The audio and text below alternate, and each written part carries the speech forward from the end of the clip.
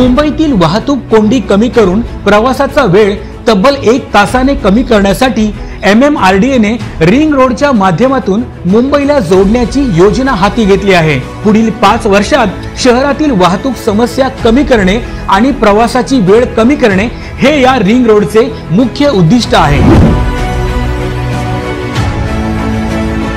MMRDA ने या ring रोडसाठी 58,000 कोटी रुपये मंजूर केले आहेत। या योजनेतून 90 किलोमीटरपेक्षा जास्त लांबीचे रस्ते, पूल आणि बोगदे तयार केले जाणार आहेत। हे सर्व रस्ते मुंबई शहराला बाहेरील बाजूनी जोडतील आणि मुंबईतील उपनगरांना देखील मोठी कनेक्टिव्हिटी मिळेल। रिंग रोडमुळे उत्तरेकडे गुजरात आणि दक्षिणेकडे कोकण आणि पश्चिम महाराष्ट्रापर्यंतचा मुंबईकरांचा प्रवास सुलभ होणार आहे।